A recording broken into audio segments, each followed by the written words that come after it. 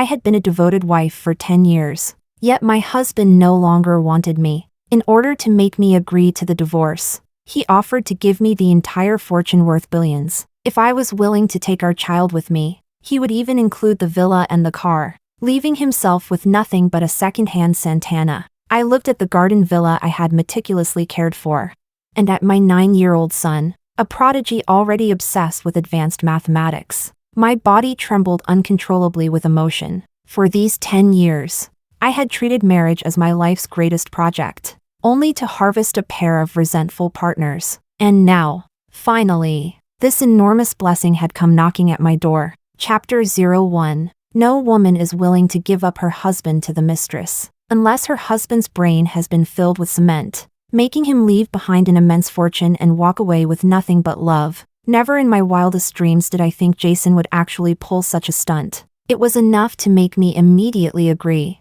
bless them with tears, and even wish I could weld him and his mistress together forever. This was already the 8th time Jason had asked me for a divorce for the sake of his lover. I had long since trained myself with skillful coping methods. He said that while I was listening. I gave no expression at all, no response whatsoever. My calm and silent coldness gradually pushed him out of control. Finally, this time he tore off his refined gentlemanly mask and became hysterical. Jasmine, do you think dragging this out will make me change my mind?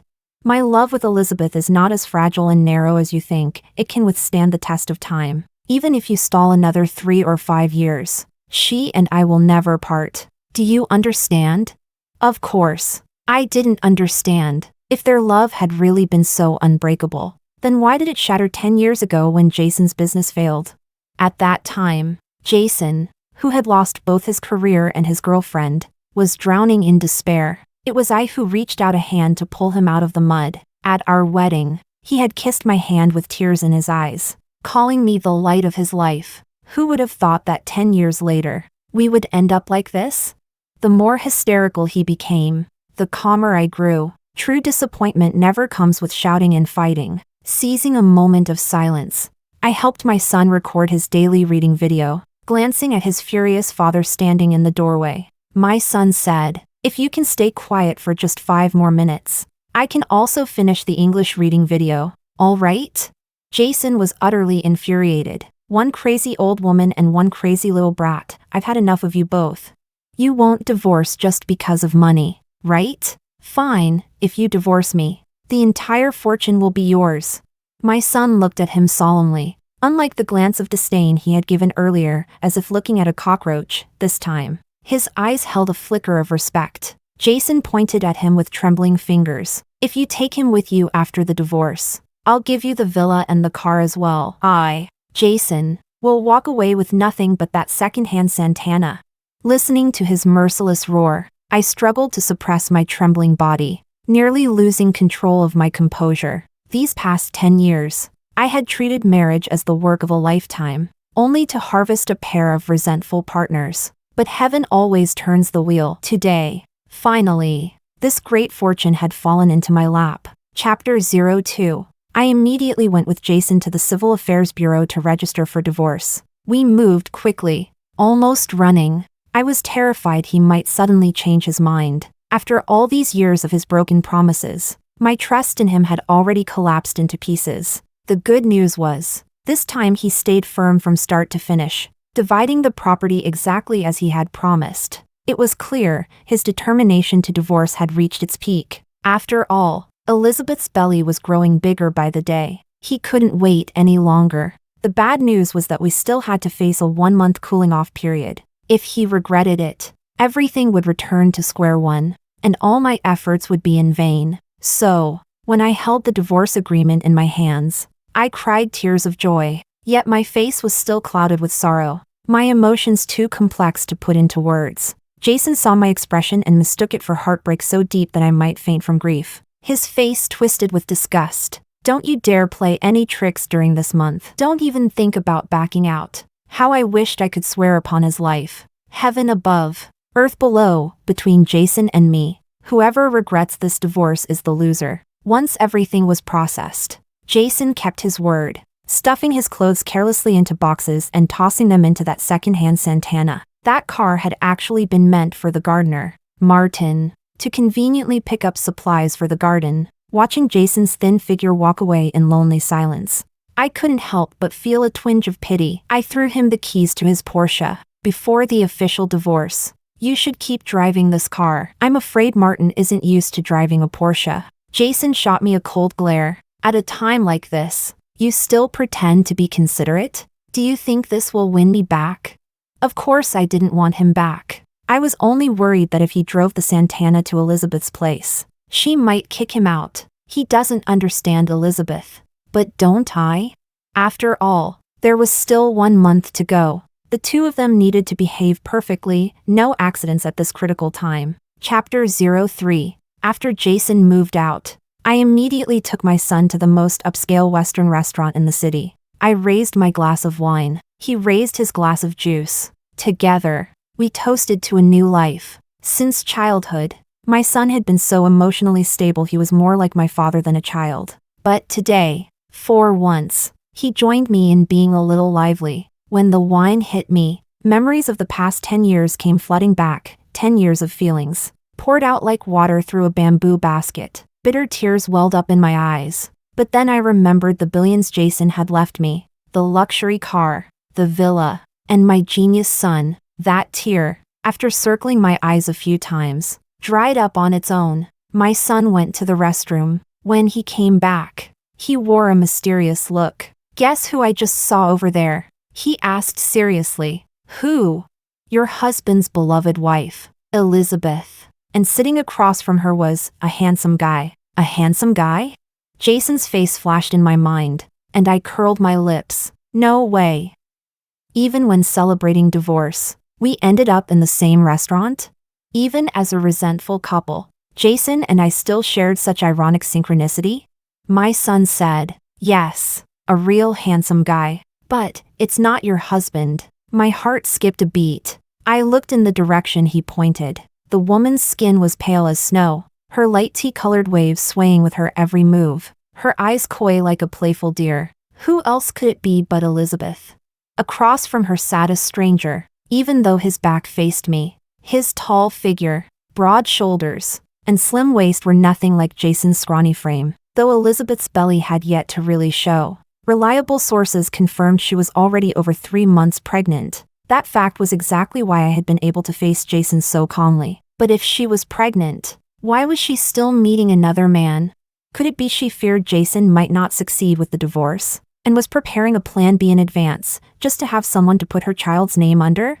At that moment, Elizabeth's phone rang. When she looked at the screen, her expression shifted ever so slightly. She picked up the phone and walked to the restroom. Taking my chance, I passed by their table. I secretly glanced at the man. One look, and my heart sank. She had actually found a truly handsome man. Thick brows, bright eyes, striking features. His face was unforgettable, almost heartbreaking in its beauty. At such a critical moment, if she managed to win him over and threw Jason, that burning hot potato, back into my hands, what then? I had already popped the champagne. I was so anxious that I kept pacing around, walking back and forth. My clumsy way of investigating caught the handsome guy's attention. That handsome guy looked at me. If you want my WeChat, just say it. He unlocked his phone. I'll add you. Chapter 04. Back home, I held my phone and sank into deep thought. It had been over 10 years since I last tried to strike up a conversation with a handsome man. My skills were rusty. How could I casually get him to talk without exposing my true identity?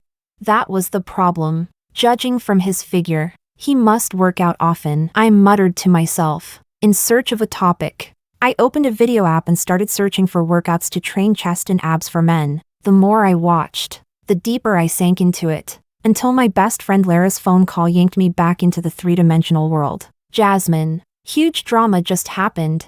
Elizabeth and Jason had a fierce quarrel, and somehow she miscarried. She's already been rushed to the hospital. In that instant, I felt like the sky was collapsing. The child was their strongest bond. They couldn't possibly break up.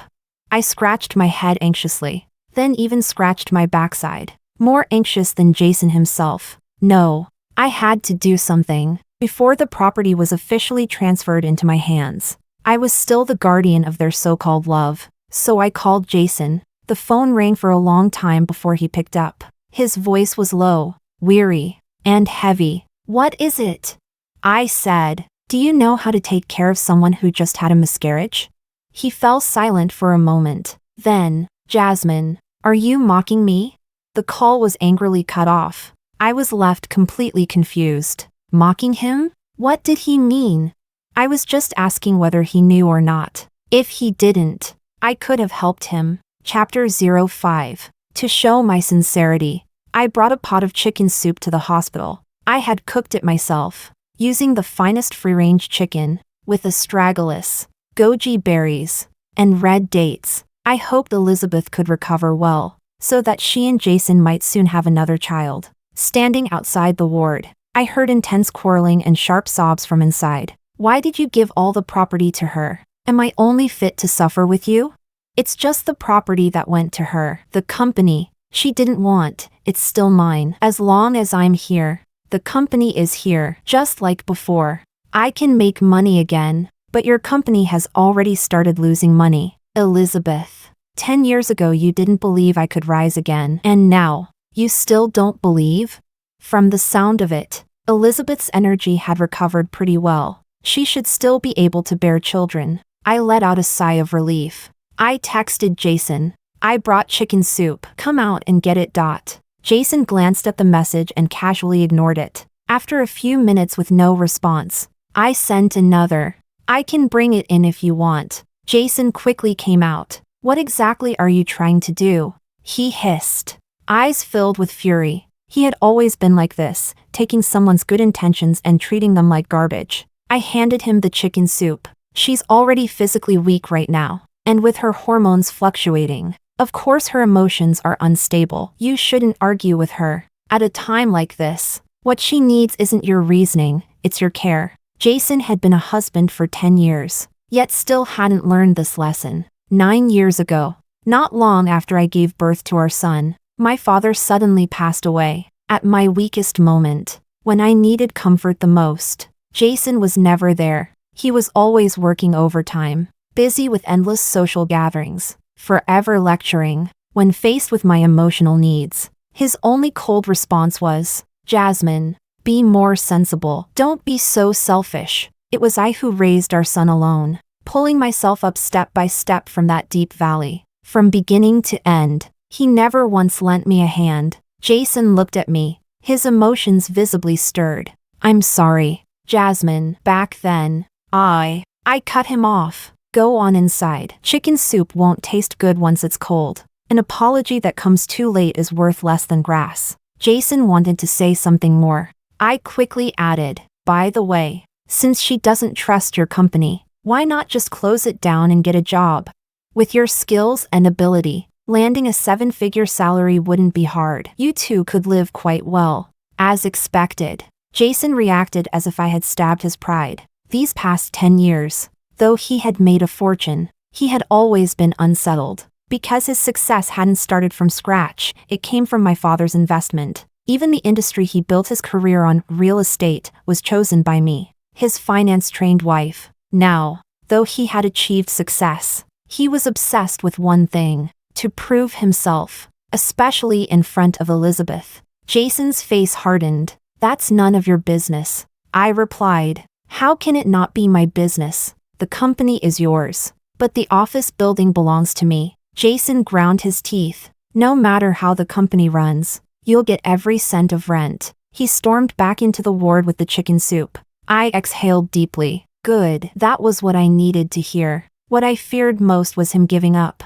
finding a cushy million-a-year job, and settling into a peaceful life with Elizabeth. I couldn't stomach the idea of villains living happily ever after. I wanted to see him arrogant, unwilling to yield. I wanted to watch him, step by step, go from divorce to bankruptcy, tearing apart his once glorious life with his own hands until he was abandoned by all, left lonely and desolate. "Jason, for the 10 years you owe me, I will make you repay with the rest of your life. Before, I was weak and easy to trample, only because I gave you my true heart. But once I withdraw my feelings, you'll understand. Playing you is as easy as playing with a dog." Chapter 06. to ensure good after-sales service. I lingered outside the ward for a little while longer. Inside, Elizabeth asked, "Where did you go?" "Jason, I found a great private chef who specially made chicken soup for you. Try it." A moment later, "It tastes good. Just a little bland." Elizabeth's tone had clearly softened. "Then next time I'll tell her to add more salt." "All right." I texted Jason. I deliberately made it light. "She can't eat too much salt right now. Jason only replied, "Get lost." "Fine, get lost it is." As long as the two of them were fine, that was all that mattered. I took the elevator downstairs. When it reached the 9th floor, ding, the doors opened. In walked a tall man in a white coat. Thick brows, bright eyes, sharp and flawless features, strikingly handsome. Wasn't this Plan B? Plan B glanced at me calmly and stepped inside. He didn't recognize me. Perfect opportunity to strike up a conversation. I stepped forward boldly. "Hello, doctor. I have some questions about postpartum care I'd like to ask. If that's okay?" Plan B gave me a slightly surprised look. "Did your pig just give birth?" I froze. "Huh? No." Slowly, he lifted his name badge and held it in front of my eyes. "And what kind of animal would that be?" "I'm a veterinarian." Only then did I clearly see the large letters on the badge. Department of Veterinary Internal Medicine. Oscar. One moment of cheerfulness. A lifetime of introversion. Was there a Shandong test taker somewhere to save me? What was the high EQ response at this moment supposed to be? No one came to save me. Luckily, just then, the elevator stopped. I hurriedly blurted out, "Thank you, doctor. Let's chat more next time," and bolted out. Oscar held the elevator door with ease, waiting leisurely. 10 seconds later, I sheepishly walked back, because that floor sign read, "3rd floor, male sexual dysfunction department." The elevator doors closed again. We stood side by side, trapped in the elevator battlefield once more. "Oscar, want to continue chatting?" I gave an awkward laugh. "Forget it, better not." Silence fell, the silent bridge of tonight. Never mind. It was only from the 3rd floor to the 1st. Quick enough. The elevator stopped. I dashed out like the wind. Behind me, I heard a few young nurses squealing with excitement as they passed the elevator. "It's Dr. Oscar. He's smiling." Oh my God, this is the first time I've ever seen him smile so happily. I dared not look back, charging forward with all my courage. Only when I reached the end did I realize it was a dead end. Ding, a new message arrived on my phone. I opened it. The contact saved as Plan B had sent. "You went the wrong way. You should turn right." Well, life really does pass quickly, doesn't it? Chapter 07. Back home, I calmed my emotions. I looked at the message on my phone, thinking about how to reply to him. Awkward as the elevator scene had been, at least it had opened up a conversation. Opportunities like this were rare. I couldn't just let it go. Bracing myself, I typed, "Huh, just saw your message. Dr. Oscar, was that you I ran into at the hospital today? What a coincidence. I didn't even recognize you. I had never felt time drag on so slowly." 10 minutes later, his reply came. Just one word. I quickly responded, "Are you busy? I guess your work hours must keep you very busy." After sending that, I couldn't help giving myself a mental thumbs up. Wow, I was good at this. Even with such a cold reply, I'd managed to pick up the thread again. "Oscar, not too busy. Just now a colleague pulled me aside to gossip." "Me? What gossip? Tell me." "See? We were chatting now. I was a genius at this. Oscar, they said that today, over in the maternity ward, someone actually went to deliver chicken soup to her husband's mistress." I choked. After a long silence, I typed, "Does your hospital gossip this much all the time?"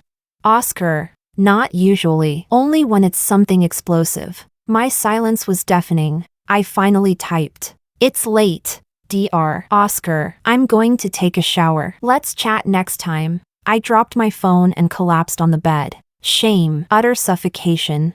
How could a person lose face this badly? Was it worth it? I looked around at my villa. Yes, worth it. If the gossips only knew how much the father of my child had left me, they'd just call me lucky. Just then, another message came in. Jason, Elizabeth wants more of that chicken soup tomorrow. Could I trouble you again? I replied in seconds. Of course, with scallions or without. Chapter 08. When I left the hospital, it began to rain. My car was parked a little far away, and I stood staring at the rain in dismay when Laura called. She wailed dramatically. Jasmine, I'm stuck working overtime again. Could you stop by and check on my son for me?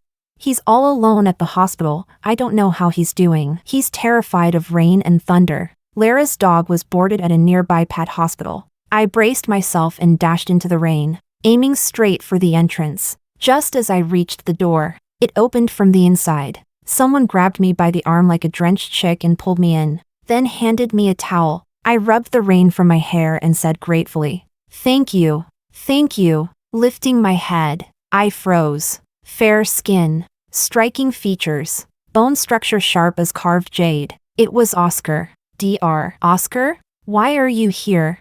I am the doctor here, but aren't you with the People's Hospital next door? Have you ever seen a People's Hospital with a Department of Veterinary Medicine? His face was filled with exasperation. Mine too. Then why do all the young nurses there know you?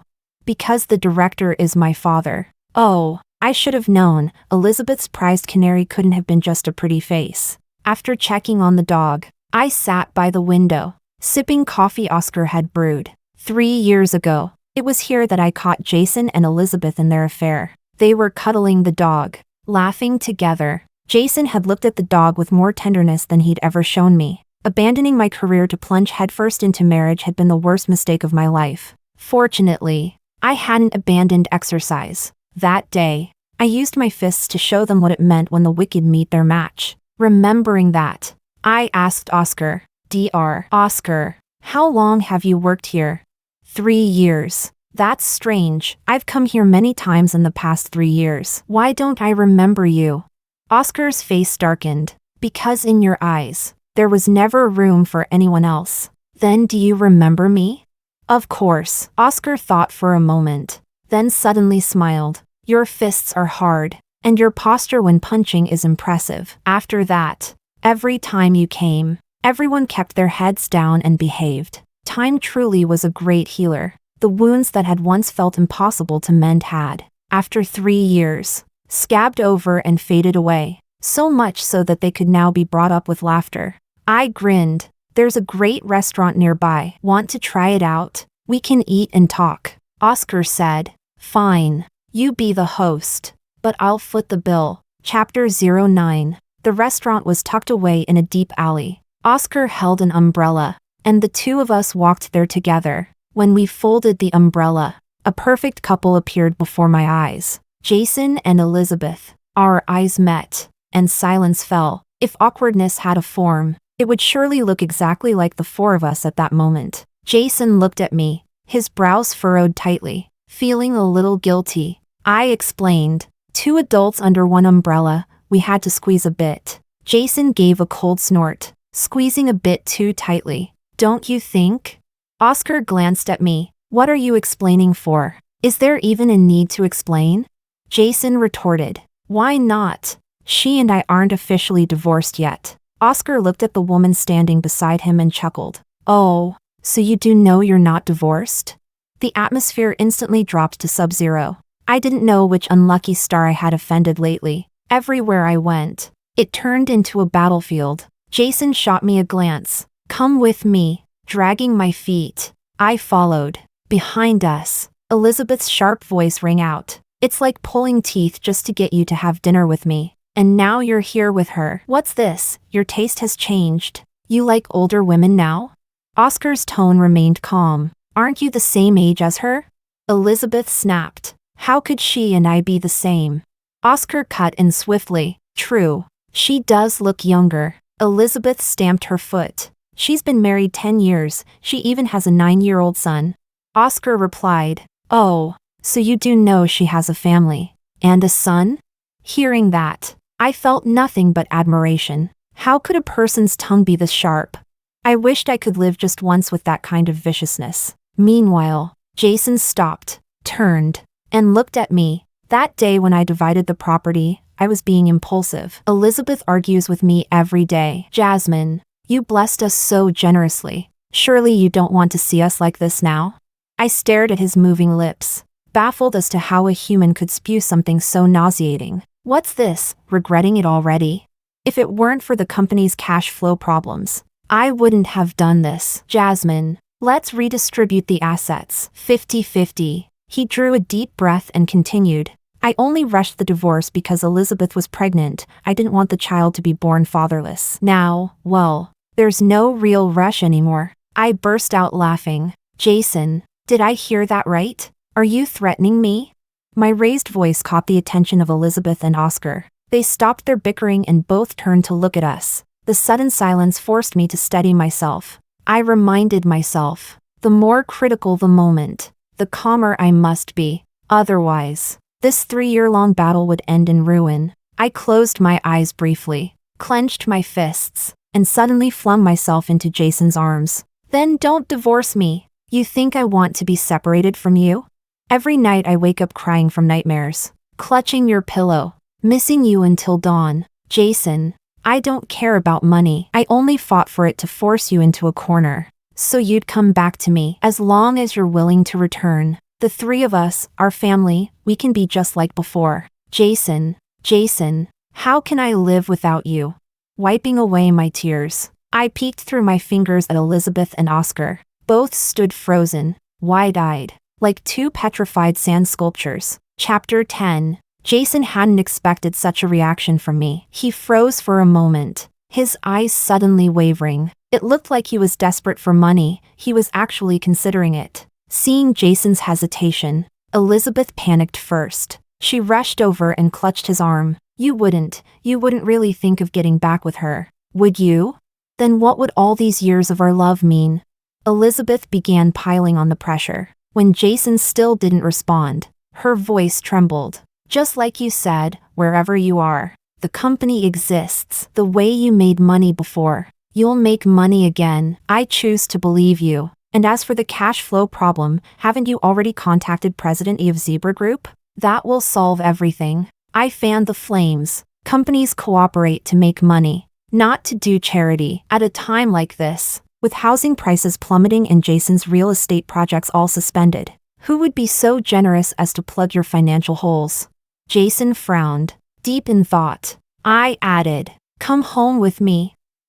I'll sign right away, authorize you to mortgage the assets, and help you weather this crisis. At that moment, Jason's phone rang. It was Daniel, the chairman of Zebra Group. Jason's face grew tense as he stepped aside to take the call. Each passing second of waiting felt like torture, for both Elizabeth and me. When Jason returned, the permanent scowl on his face had blossomed into a triumphant grin. Elizabeth, it's done. Zebra agreed to invest. See? I told you. You should have trusted me. I do trust you. You've never once let me down. They embraced with tears, like a pair of star-crossed lovers who had finally endured enough hardship to deserve happiness. And I stood there, like some petty, lowly supporting character, watching the happy couple walk away. Once they were gone, I turned and exhaled in relief. Facing Oscar, I suddenly felt a little embarrassed. Do you have something you want to ask me now? I said. No, it's not like I just met you yesterday. Oscar's tone was steady. Just then, my phone rang. I answered. Daniel's voice came through, tinged with helplessness. I've done as you asked. I struck a deal with Jason, and the contract will be signed tomorrow. This money is as good as poured into a bottomless pit. Can you keep your promise now? I replied. Of course. Your new project focuses on the lower tier markets, which fits my current investment strategy. I'll sign with you tomorrow night. Daniel sighed. You're divorcing him, yet you're still secretly helping him stay afloat. To show such loyalty to a man like that, is it really worth it? My tone turned mournful. Since ancient times, deep feelings have always been betrayed. What can I do? I'm just a hopeless romantic. When I hung up, I found Oscar's gaze locked onto me, eyes blazing. I take back what I said earlier. Today is the first day I've truly gotten to know you. The corners of his lips curved upward, and his eyes seemed to glimmer with light. I rushed into the restaurant, No need to hurry. We've got plenty of time to get to know each other. For now. Let's eat. I'm starving. Chapter 11. Jason's business rebounded, his confidence soaring. As soon as the cooling-off period ended, he briskly finalized the divorce with me. When all was done, the weight in my heart finally lifted. No more acting. I grabbed my bag and left. It was Jason who couldn't adjust. At the doors of the Civil Affairs Bureau, he called after me. Jasmine, after 10 years of marriage, now parting ways, don't you have anything to say to me? I thought for a moment, then said, actually, I do have a few words. Jason's face relaxed, waiting quietly, like some lofty deity, ready to accept the final reverence of his worshipper. But there was no lingering affection, no sobbing farewell. I looked at him coldly, my tone as sharp as ice. Though we're divorced, you are still my son's biological father. My son's dream is to become a prosecutor. I hope you'll be cautious in your actions from now on, no matter your circumstances, so you don't end up doing something extreme that might ruin his chances at the civil service exam. With that, I turned and walked away, leaving Jason standing there, dumbfounded. On the way, I received another call from Daniel. Jasmine, once the contract's amount is fulfilled, we won't continue injecting capital into Jason's company. Though this sum is considerable, it can only ease his current crisis. With the market conditions as they are, the more he struggles, the deeper he'll sink. Jason alone still believes he can turn it around. I replied regretfully, we've already gone above and beyond. From here on out, contracts must be honored. Debts must be settled. President E, you don't need to be soft-hearted. You've already helped more than enough. Daniel said, hearing that puts me at ease. I just hope that when I handle Jason's debts later, it won't affect our cooperation. I answered, of course, I know how to keep business and personal matters separate. My arrogant, self-important ex-husband, this was as far as I could carry you. This height is just enough. When I finally let go, you'll be shattered to pieces. 3 months later, Jason declared bankruptcy. That day, I was having breakfast at the cafe across from his company. The street outside was jam-packed with workers demanding their wages. The protest banners, like tongues of fire, surrounded his office building completely. Oscar sat across from me, peeling the shell off a boiled egg. He handed it to me. Eat it while it's hot. It'll get cold soon. My gaze stayed steady on the window. I watched him rise, watched him celebrate, and now I watch his empire collapse. Oscar. That was my 10 years with him. 10 springs and autumns. Wealth dazzling the eyes, nothing more than a dream of Nank. I pulled back my gaze and quickly finished my breakfast. Between Jason and me, there were still debts left unsettled. Chapter 12.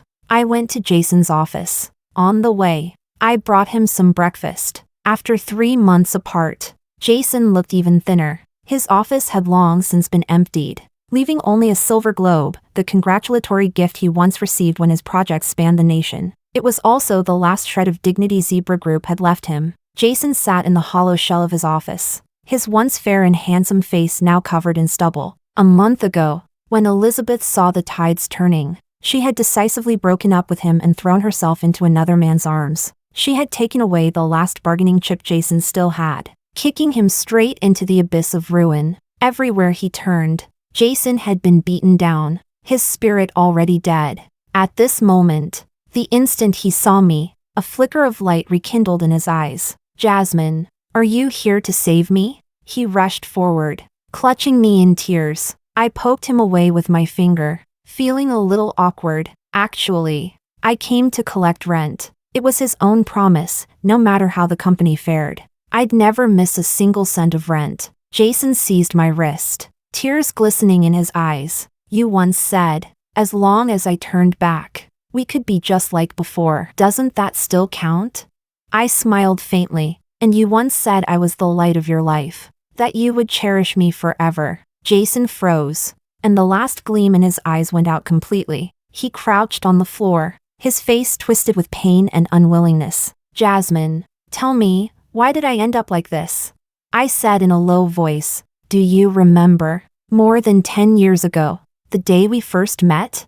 Back then, you had failed in your business ventures again and again. You came to my father's company to sell your product and wouldn't leave. no matter how you were driven out. I was anxious for my father to get off work, and thought you were so ridiculously stubborn that I deliberately used harsh words to chase you away. A bitter smile tugged at Jason's lips. You were wearing a pale pink dress then, your skin glowing, vibrant as a peach kissed with morning dew on the treetop. Yes, once I had been that young and full of life. Later, marriage had left me battered and scarred. Through all those years of hurting me with Elizabeth, had he ever once remembered what we were like at the start?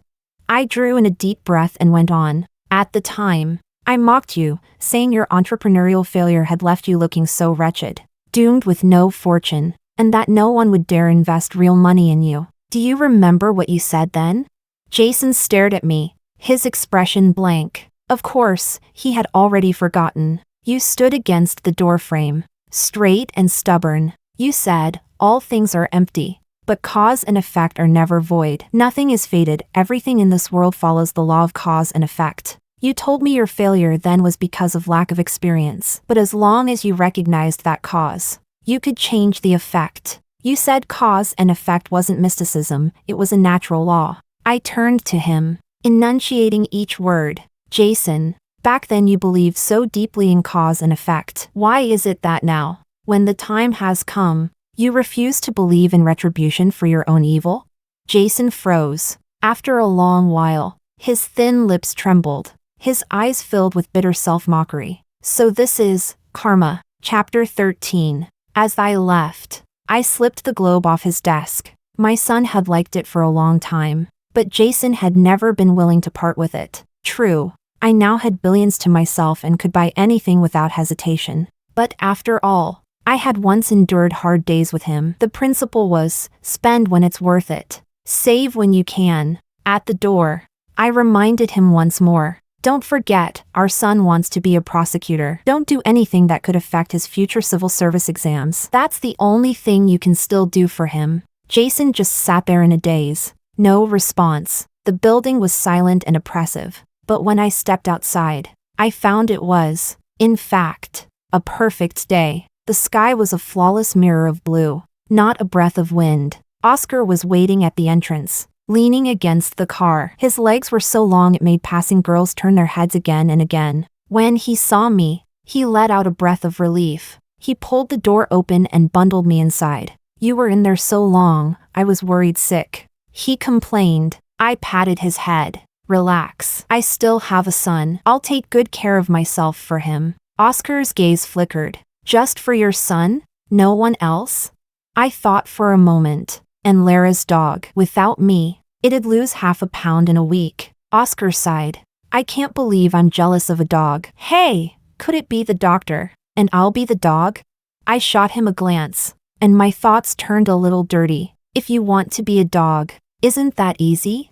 The next day, Oscar came to pick me up again. He had taken leave from work, saying he'd take me out for a drive. We had no real destination in mind, just kept driving, stopping, and going again. I didn't know where I wanted to go. I only knew my heart felt steadier and calmer than ever before. We wandered like this for 2 days. On the third morning, Laura called. I put her on speaker. On the other end came her usual wailing. Jasmine, stop fooling around and come back. Jason's dead. Last night he drove with Elizabeth, and somehow they went straight into the river. They've just pulled them out. Both dead. Oscar and I fell silent for a moment. A second ago, our direction had been aimless. Now, it was clear. I said, let's go back. Oscar turned the car around. After a pause, he asked, should we stop somewhere, buy a bouquet of flowers? What for? I asked. Isn't it to mourn Jason? No, I said. We're going to the insurance company. Do you have any idea how many accident insurance policies I bought for him in these 3 years? Oscar. Then he asked again, but how did you know for sure he'd die in an accident? I wasn't completely sure, I replied, but it was close enough. At the end of the road, with his arrogance and Elizabeth's temperament, it was bound to happen. Jason himself had long forgotten his own belief in cause and effect, but I believed it more than he ever did. Oscar, do you know? From the moment I decided to divorce him, I was already prepared to say goodbye forever. The reason I kept warning him not to ruin our son's chances at the exam was also because I feared he'd do something stupid, then all those expensive insurance policies I bought would have been for nothing. Oscar stayed silent. Why so quiet? Did I scare you? I used to be a hopeless romantic. Too bad you weren't there for that version of me. Things are different now. I can't go back. I leaned in close to his face. But if you regret it now, there's still time. Oscar's lips curled into a smile. He leaned down, whispering in my ear, "It's too late. I'm already in too deep." Story 2. My childhood friend Sam is special to the new junior. Everyone says that the cold and aloof school heartthrob finally has feelings for someone. That day, both the junior and I were trapped in the fire. Without hesitation, he carried the junior out. My 7-year crush finally ended. But later, when another boy confessed to me, Sam tightly grabbed my wrist. His voice tense. "So quick to move on? Weren't you in love with me?" Chapter 1. I waited under the teaching building for over half an hour before Sam finally came out. "Sam!" I ran over to him. He lifted his hand, brushing his knuckles against my flushed cheek. Frowning. "How long have you been waiting here?" "Over half an hour." Sam grabbed my wrist and pulled me towards the pavilion in front. "Not afraid of getting sunburned?" He lazily chuckled, then cupped my face with both hands to cool me down. I rubbed against his cool hands comfortably before speaking. "No classes on Saturday. Let's go to the aquarium, okay?" Sam didn't know I planned to confess to him that day. He paused for a moment. "I already have plans with someone else on Saturday." "You should find someone else." A bad feeling suddenly welled up in my heart, and I cautiously asked, "With whom?" "Laura." That was a name I'd been hearing from Sam quite often recently. She was his direct junior. Lately, there were many rumors about her and Sam going around the school. Sam, who had always been indifferent to everyone and treated everyone the same, was now giving this junior special attention. Everyone was saying that the heartthrob, who had remained aloof for 3 years, finally had feelings for someone. Watching Sam departing back, I suddenly had a feeling. The confession I had carefully prepared was destined to end in failure. Chapter 2. On Saturday, I still went to the aquarium alone, but I didn't expect to run into Sam and Laura there. "What are you doing here?" Sam looked at me. I noticed the matching dolphin bracelets they were wearing, like a couple's set, and forced a smile. "I told you a few days ago that I was coming to the aquarium." Maybe it was my tone that wasn't quite right, because Sam frowned and gave me a reproachful look. It seemed to ask, "What are you messing around for?" Laura blinked at me. "Senior, why don't we hang out together?" Before I could refuse, she had already linked her arm through mine. It was only a moment later that I regretted not rejecting her in time. Passing by a stall, both Laura and Sam were stopped. The vendor looked at them, smiling. Couples participating in the event can get a limited edition dolphin plush for free. The atmosphere instantly turned awkward. The vendor probably noticed that they both wore dolphin bracelets, while I had none, so he mistakenly thought they were a couple. Laura tugged on Sam's sleeve. "Sorry, Senior." He misunderstood. Sam asked her, "Do you like that plush toy?" Laura didn't answer, but her eyes shone brightly as she stared at the toy. Then, I watched as Sam agreed to participate in the activity. The activity itself was simple. All the guy had to do was princess carry the girl around the venue once. I stood by and watched as Sam effortlessly picked up Laura. The people watching around us began to cheer softly. Some even took out their phones to snap photos. Sam noticed this and pulled Laura into his chest to prevent her face from being captured. Then he frowned in displeasure at those taking pictures. The protective gesture was unmistakable. My nose felt a bit sour. It brought to mind the fact that, in the 10 years I'd known Sam, he had never once carried me. Back in high school, when I twisted my ankle, he merely stayed with me, waiting for my dad to pick me up. His voice was casual back then. "Don't think about me carrying you back. I don't carry any girl unless she's my girlfriend." I wondered if he had forgotten what he said back then or if he already considered Laura his girlfriend now. Chapter 3. I had initially planned to leave, but I was still looking forward to the dolphin show, so I forced myself to endure the slight tightening in my chest, trying my best to ignore the two beside me. Sam knew I liked dolphins too, but he didn't even ask me if I wanted that plush toy. During the show, when a dolphin leaped up and splashed down into the pool, a huge spray of water came up. The three of us were closest, and there was no time to avoid it. Sam, standing between Laura and me, instinctively shielded Laura, blocking most of the water for her. I ended up getting drenched. Are you okay? Did you get wet? Sam asked urgently, ignoring the water on himself as he looked at Laura. The pool water is cold, and if you got soaked, you'll catch a cold again. Laura hastily pulled out a tissue, wiping Sam's forehead. I'm fine. Senior, you should wipe yourself off. Only when a staff member came running over to hand me a towel, saying, Miss, I'm sorry, the barrier is broken, so it didn't block the water properly. Did Sam and Laura finally turn to look at me, as if they just realized I'd also gotten soaked? Senior, do you need a tissue? Laura tentatively asked. I ignored her, focusing on wiping myself dry. Zoe, didn't you hear her talking to you? Sam questioned me sternly. I took a deep breath, holding back the stinging feeling in my eyes, staring directly at Sam. I've already got a towel. Can't you see if I still need tissues? Sam's gaze turned cold. What are you doing? Really? What's wrong with Laura asking you a question? Could you drop the princess attitude? His voice was icy, full of mockery. No one should spoil you except your parents. Apologize. Sam looked at me indifferently, his tone commanding.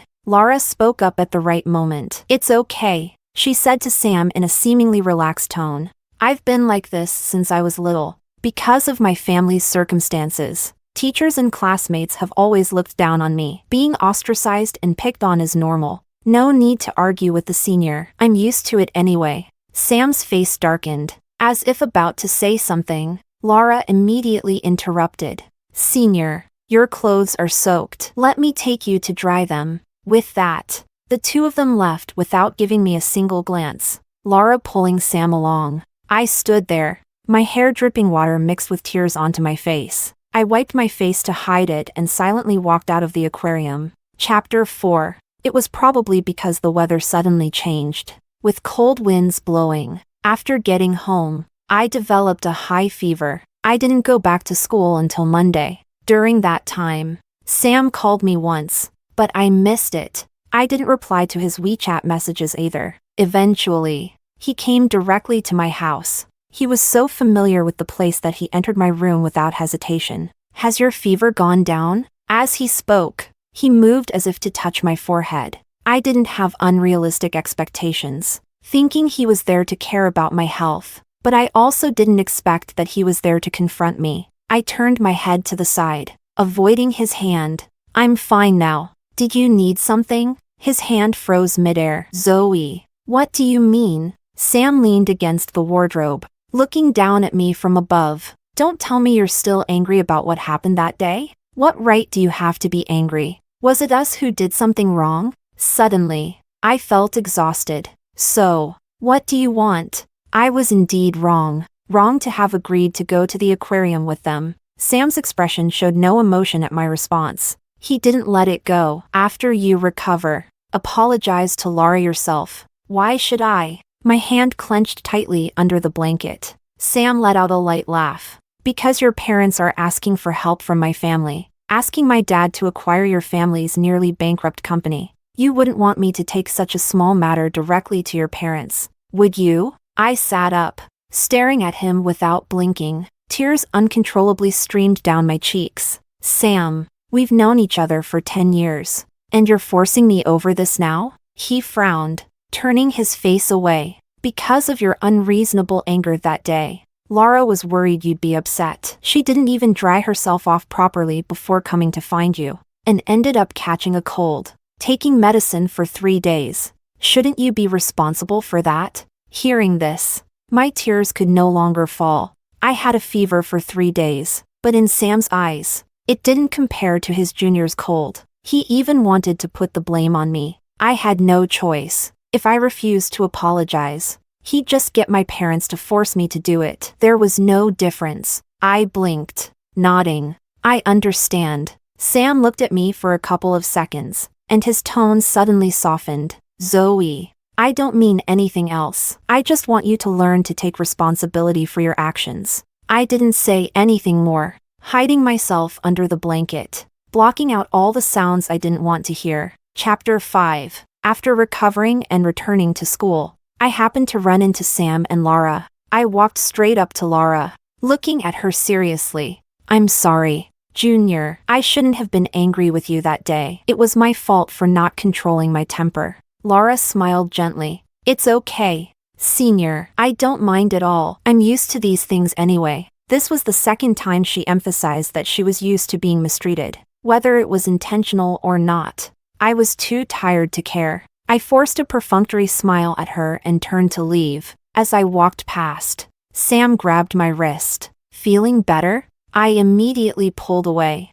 stepping back. Yes, my voice was calm. I thought I was just being self-delusional, thinking Sam treated me differently. I shouldn't have had any expectations. Sam watched me, his gaze obscure. What's wrong with you? I shook my head, my voice slipping into an uncontrollably distant politeness. Nothing. I need to go to the library, so I won't bother you too. Right now. I couldn't afford to provoke Sam, so avoiding him was the best I could do. Sam's expression was impatient. Why are you being so passive-aggressive? I didn't quite understand why. Even after I graciously gave them space to be alone, Sam was still unhappy. Behind him, Lara's gaze flicked towards me, a momentary shadow passing through her expression. Before I could look more closely, Sam spoke again. You never change. You'll never learn to respect others. He looked at me with disappointment, then turned and left with Laura. For a while after that,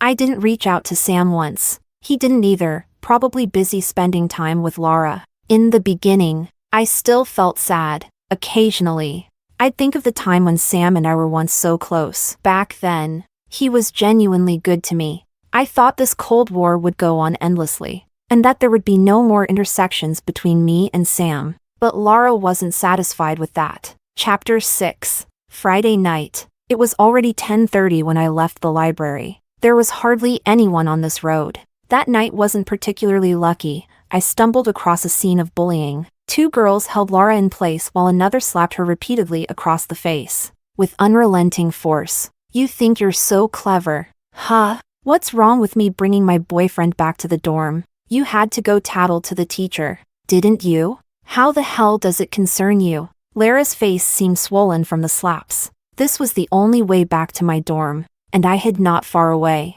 There was no emotion in my heart. I only hoped they would finish quickly so I could go back. Luckily, after a few minutes, seeing that Laura didn't resist, their anger subsided. They threw her to the ground and left. Have you watched enough? Laura spoke suddenly from where she sat on the ground. I calmly stepped out. I'm not interested in your affairs. I was just passing by. She let out a soft laugh. Do you really think they hit me because I reported them to the instructor? Laura gently tucked her hair behind her ear. It was because her boyfriend showed interest in me that she got mad. I'm not sad, she said. At least it proves that just by standing there, I have a bunch of guys falling over themselves to hit on me, including Sam. She added with a smile. A chill crept up my heart. It has nothing to do with me. Laura wasn't as innocent as she appeared on the surface. I had no interest in listening to her twisted reasoning. Just as I was about to turn and leave, she suddenly acted as if she had lost her mind,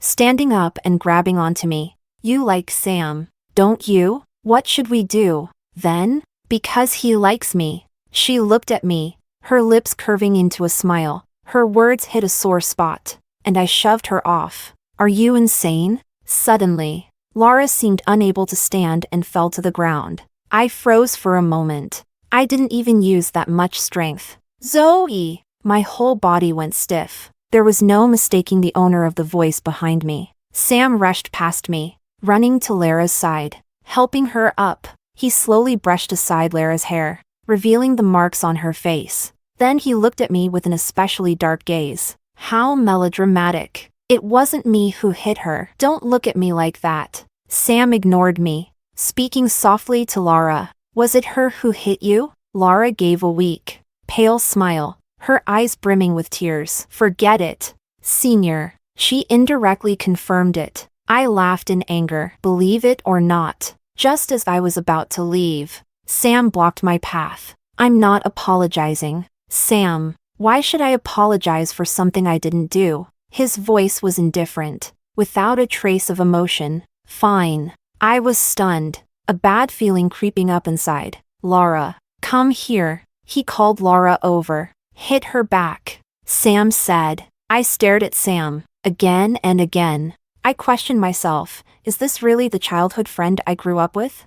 Sam looked down at me. Your parents have spoiled you too much, turning you into this, even to the point of bullying others. My hand hung by my side, clenched tight, my face pale. You think I could have beaten her like this on my own? But he didn't believe me at all, only thinking I was making excuses. His voice was devoid of warmth. I don't want to lay a hand on you, he said to me. I looked at Laura in a daze, my voice hoarse as I asked, what exactly do you want? Laura suddenly burst into tears, sobbing uncontrollably. She walked up to me and slapped me. You're rich. You're a young lady. I'm so poor that I even need to scrape together money for tuition. You hit me. How could I dare to hit back? Can I afford your medical bills? If you held a grudge over that day at the aquarium, you could have just said so. You and the senior are childhood sweethearts. I'll leave you two alone. But did you really have to hit me? She shouted at me.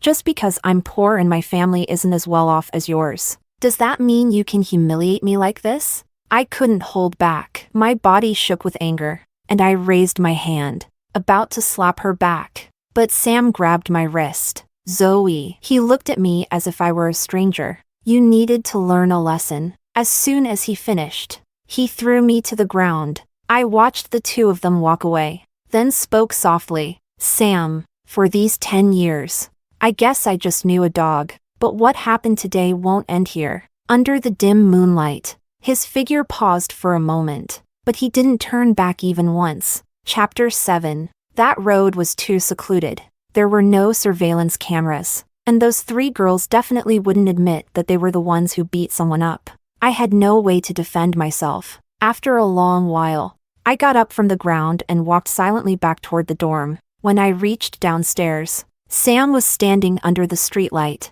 his expression dark. My gaze didn't linger on him for even a second, and I kept walking. But Sam walked straight in front of me, blocking my way. Get out of my way. I spoke weakly. He forcibly placed the ointment in my hand. Then, he raised his hand as if to touch the side of my face, still marked by a red welt. I turned my head away. He frowned, pursing his lips tightly. You hit Laura like that, and I only let her hit you back once. Zoe, stop being difficult with me. As soon as he finished speaking, his phone rang. He picked up the call, and I could clearly hear the exaggeratedly delicate voice on the other end. Senior, my wounds hurt so much. Can you come stay with me? Sam hung up the phone and immediately turned to leave. After a few steps, he seemed to remember me and looked back. His gaze was gentle, soothing. Remember to apply the ointment when you get back. Didn't you say you wanted to try the new wonton place outside of school? I'll take you there tomorrow. He seemed to be in a hurry and left without waiting for my response. I looked down at the ointment in my hand. I let my grip loosen slightly, and it fell to the ground, without sparing it another glance. I walked away. I once wanted to drag Sam along to try that wonton place, but he had only refused impatiently. He said, "Can't you go by yourself? I have classes scheduled all day." Later, when I decided to go by myself, I happened to see him through the restaurant window, sitting at a table with Laura. He said he was busy but was willing to make time for Laura. I never went to that wonton place after that. Now, I no longer want to go, and Sam had probably only said it casually. The next day, he didn't come looking for me. For once, I actually breathed a sigh of relief. Sam always used my parents' situation to pressure me, like a massive mountain weighing down on me. Chapter 8. But avoiding Sam and going after Laura, I could still do that. That day, I happened to have a class on the same floor as Laura. After class, I pulled her into a secluded area and gave her 2 quick slaps. I just hit you. What are you going to do? Call the police? I took out my phone, entered 110, and handed it to her. Aren't you afraid I'll tell Sam? She clutched her face, glaring at me. Go ahead, I said. Call him. He won't fight me. He'll just let you hit me. There are cameras here. I hit you, and I can pay for it. Can you? Like you said, even your tuition is put together piece by piece. Besides, she wouldn't dare trouble Sam too often. She feared Sam would lose patience with her, and then she would have no one to rely on at the school. Laura stared at me with unwillingness in her eyes. I sneered and turned to leave. I thought that would be the end of it, but I overlooked her vindictive nature. When I was trapped in a fire, on the brink of death, I regretted, for a split second, ever giving her those 2 slaps. Chapter 9. That day, I was assisting my senior with an experiment in the chemistry lab. The senior had gone to another building to get some lab materials, leaving me to clean up. This building had been in disrepair for a long time. The windows and doors were problematic. I was just covering the alcohol lamp when Laura walked in, closing the door behind her. You're the one spreading those rumors, aren't you? I had no interest in entertaining her nonsensical accusations. I just looked toward the door, annoyed. The door lock is broken. Once you close it, you can't open it from the inside. She seemed to not hear me at all, her gaze fixed intently on me. Everyone is cursing me now. Are you happy? I'd heard the recent rumors about Laura, that she was flirting with other people's boyfriends. Honestly, she had to know those 3 girls from that night were the prime suspects. But she didn't dare provoke those fringe troublemakers, so she came to vent her anger on me. I laughed angrily. What? Are you paranoid? Laura, stop coming to me acting all pathetic. If Sam spoils you, that's his business. If you push me too far, I can do anything and I won't let you off easily. Laura bit her lip so hard it looked like it might bleed. I paused, suddenly realizing she seemed to have lost her senses. Just as I was still in shock, she walked up to me without warning and shoved me hard. Caught off guard, I stumbled back, my hand knocking over the alcohol lamp. 3 still-lit alcohol lamps collided and shattered, igniting sparks. Sparks flew onto the curtains nearby. The window was barely hanging on, with a large gap.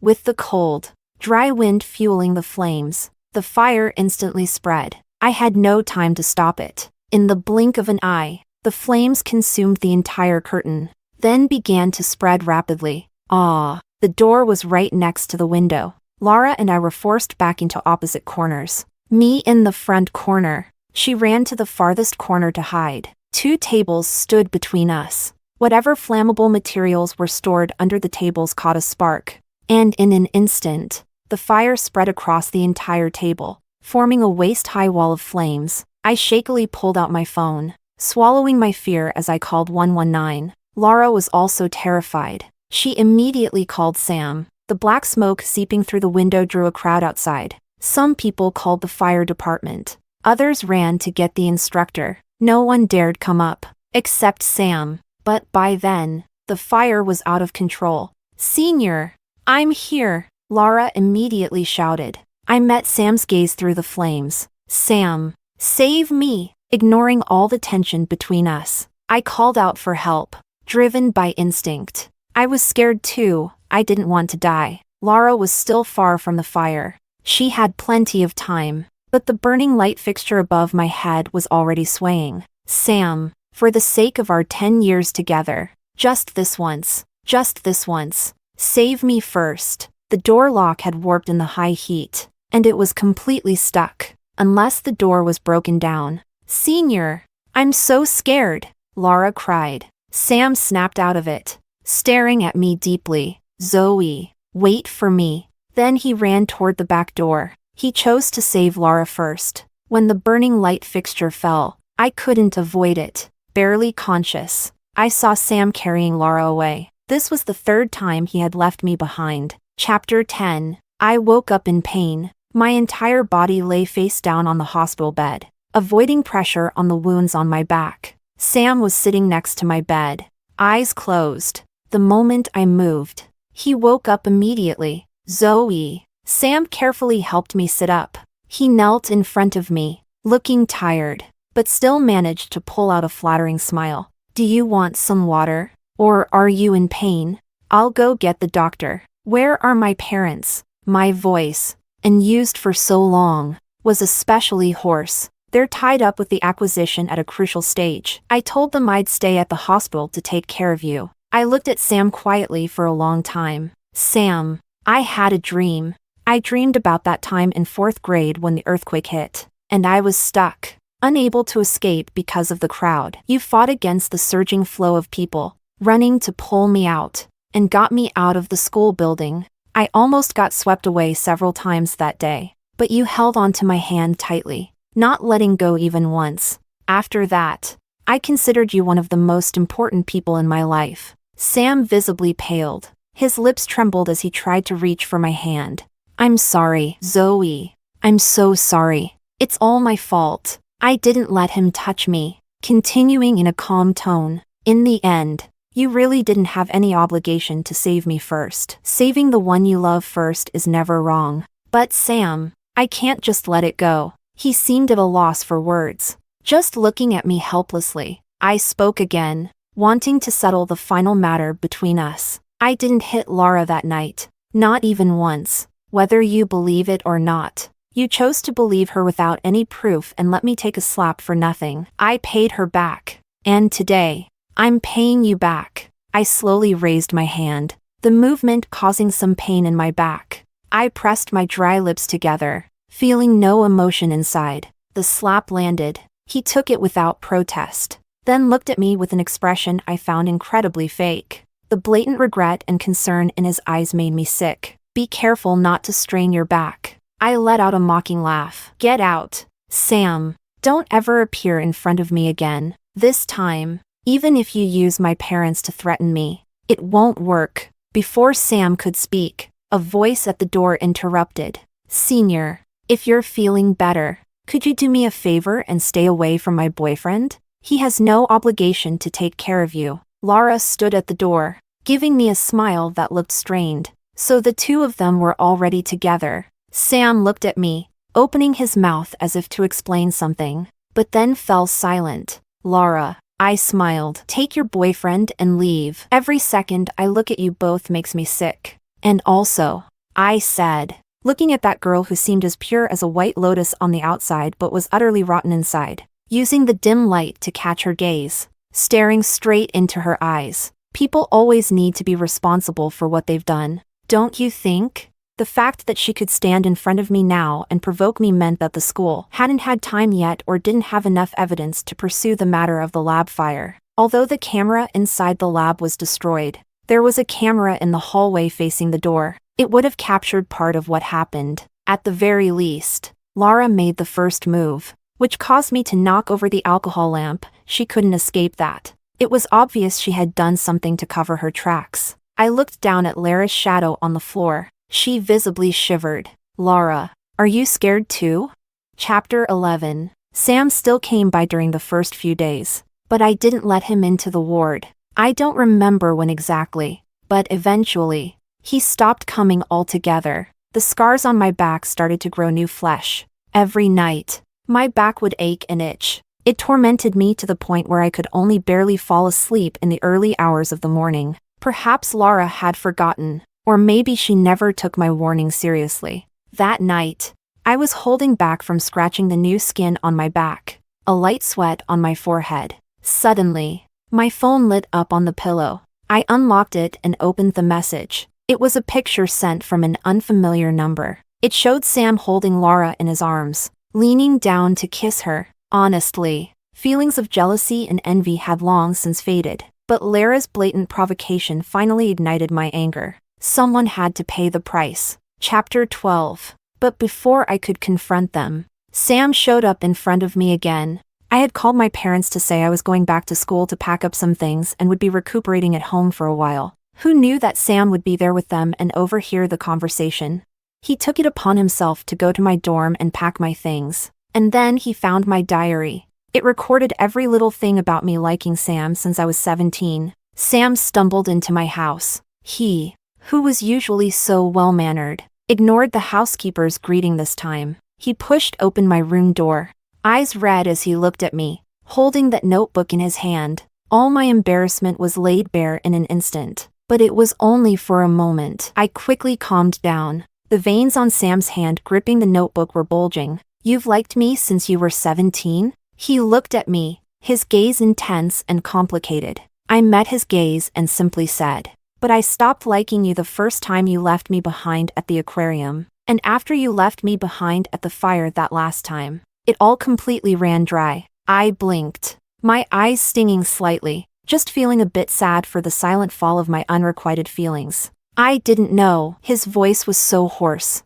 Sam took a few steps forward, kneeling beside my bed, frowning in a daze, murmuring, "I never noticed. Even if you try desperately to hide ardent love, it will still escape from your eyes. But you never looked into mine. Your eyes were always full of Laura." I no longer cared to complain to him. "Don't put on that face. Sam, you and Laura are good together. Perfect. Actually." Sam suddenly looked up, shaking his head with a bitter smile. "I guess I don't really like her that much. After she got hit that time, I started having doubts. She didn't seem like the person I thought she was anymore." To Sam, Laura was pure, gentle, and innocent. But when Laura slapped me, it revealed her vindictive true colors. Sam's perfect image of her began to crack. Once the girl he liked did something he didn't approve of, his feelings began to wane. See, he's no good either. The only reason he's still willing to be with Laura is because he still holds some hope for his delicate flower.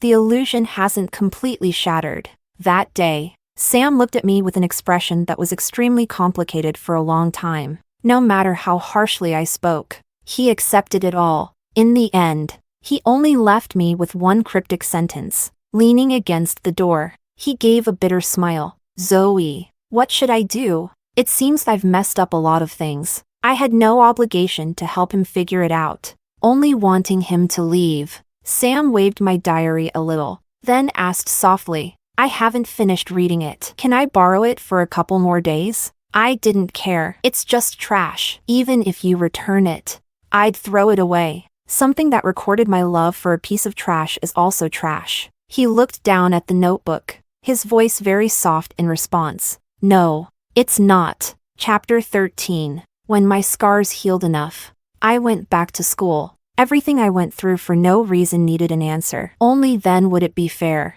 Laura told Sam that I hit her, and whether he believed it or not, I no longer cared. I didn't need to prove my innocence to him. But getting slapped for no reason couldn't just end like that. I found the girl who had hit Laura that day. The enemy of an enemy doesn't always become a friend, but they can become a temporary ally. She provided me with the information I needed. She didn't even try to hide it. She told me outright that the rumors about Laura back then were indeed spread by her. The girl spoke in a harsh, blunt way. Words like bitch were used. According to her, Laura really did flirt with a lot of guys. But lately, she'd stopped, probably because she was now officially with Sam. Sam had disappeared for several days. It wasn't until a week later that I saw him and Laura together again. I wasn't sure if it was just my imagination, but Sam looked lost. Moreover, my eyes focused on the red stains on his fingertips. It was the first time I'd seen him smoking. Laura tried to hug him, but he avoided her, so she settled for holding his hand instead. I stood in the shadows not far away, capturing the scene and sending it to several unfamiliar numbers. One of them was the boyfriend of the girl who had hit Laura. Laura had admitted herself that the reason she was beaten was due to her ambiguous relationship with that guy. He went to the school next door. The rest were also guys who had unclear relationships with Laura. Within about half an hour, 3 of them had shown up. What started as a verbal confrontation quickly escalated, with one of them getting so agitated he began pushing her. He even slapped Laura. A guy, over 6 feet tall and well-built, slapped Laura hard enough to knock her to the ground. She even started bleeding from her nose. And Sam stood there, coldly watching the whole time, only frowning slightly when Laura got hit. A growing crowd gathered to watch, and some bystanders filmed the scene, uploading it to forums and school platforms. Laura's reputation was utterly destroyed. At the same time, it was revealed why there was no saved footage from the camera outside the lab. Despite it recording everything, one of the guys Laura had been involved with was a computer science major. He chased after Laura for half a year without getting anywhere. Until this happened, Laura used the promise of being with him as a bargaining chip. convincing him to break the law and hack into the school's surveillance system, transferring the footage. Yes, transferring, not deleting. He'd kept a copy for himself, wary that Lara might betray him once she got what she wanted, keeping it as leverage. But he didn't expect that her downfall would come before she had the chance. The guy realized who Lara really was and voluntarily confessed, handing over the original footage. Considering that he turned himself in, he was only detained for a few days and given a warning. But Lara wasn't so lucky. Someone compiled all her wrongdoings and exposed her on Weibo. The matter kept gaining traction, drawing considerable public attention, intentionally getting involved in others' relationships, keeping entanglements with multiple guys at the same time,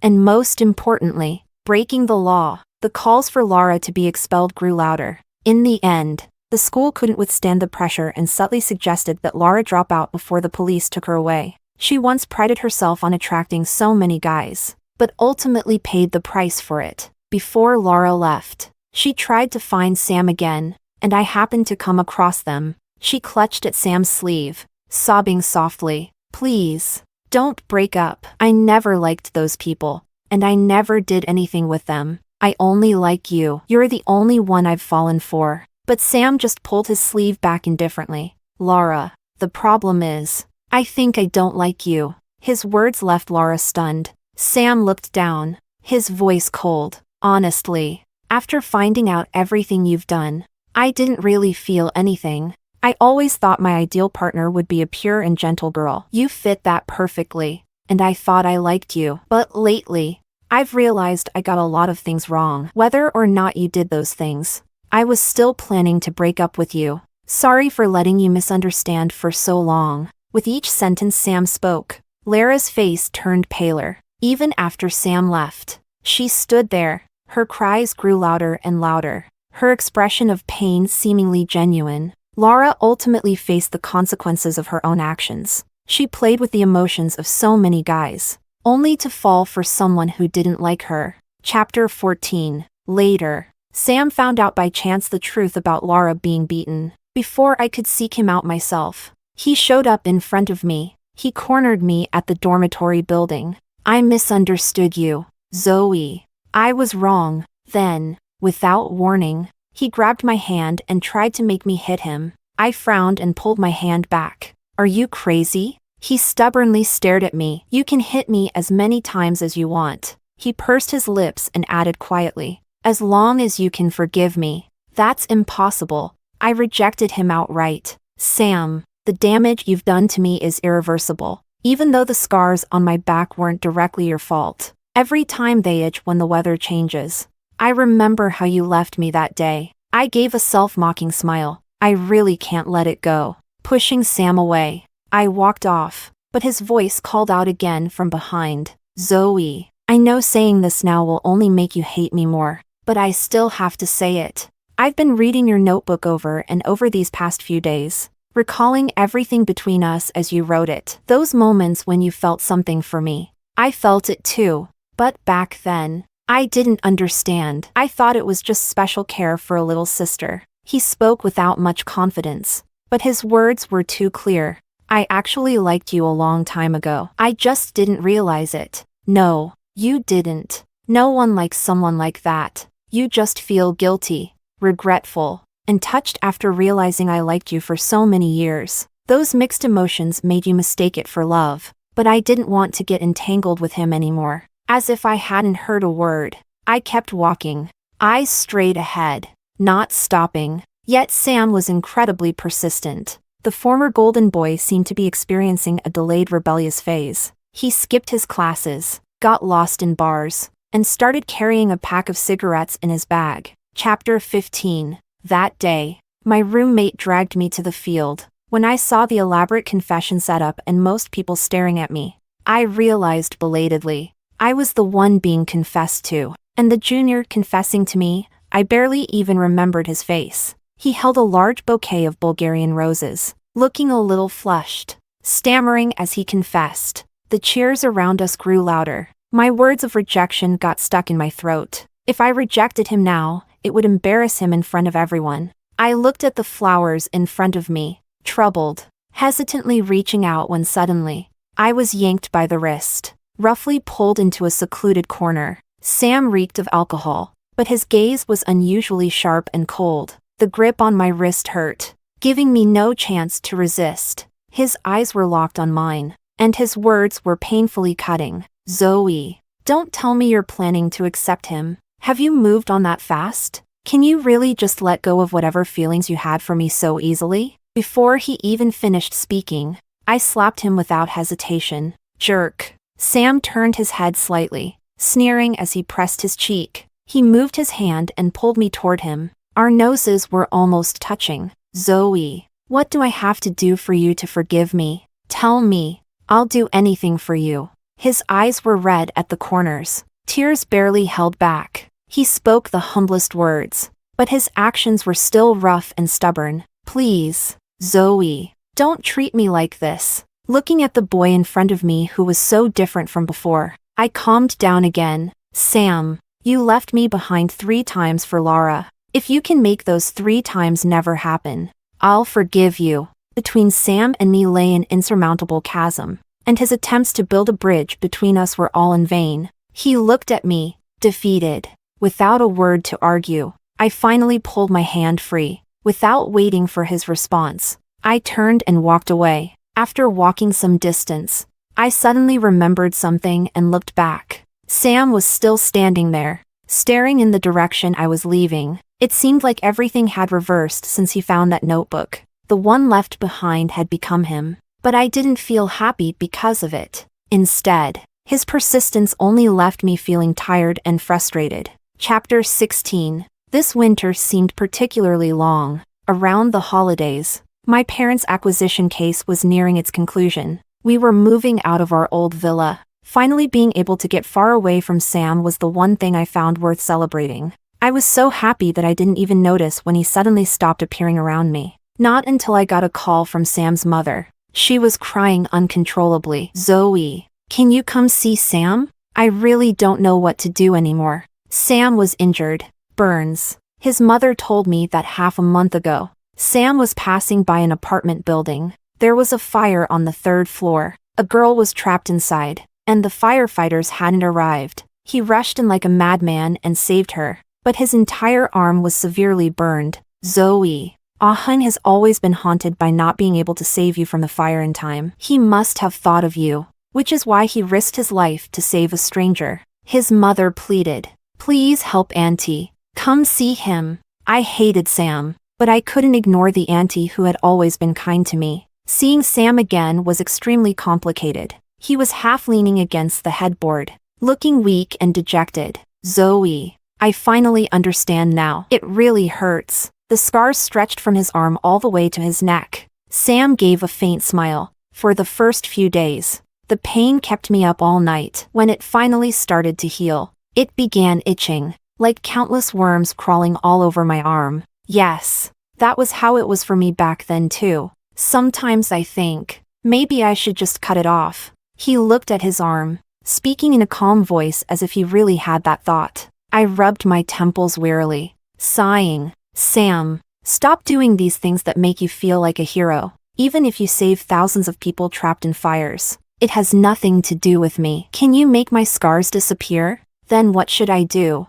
Zoe? He stared at me blankly. Tell me, what should I do? I looked at the sunlight streaming through the window, and it seemed I could feel a hint of warmth. After a few seconds, I slowly spoke. Sam, liking someone should make them happy, shouldn't it? My gaze returned, meeting his. But what you've done hasn't made me happy at all. In fact, it's been quite distressing. This kind of love is too twisted. If you keep this up, I might have to consider taking a leave of absence just to avoid you. I shouldn't have to pay for your regrets. When he heard the words leave of absence, his body stiffened almost imperceptibly. His hand unconsciously clenched the blanket. Sam looked down and nodded.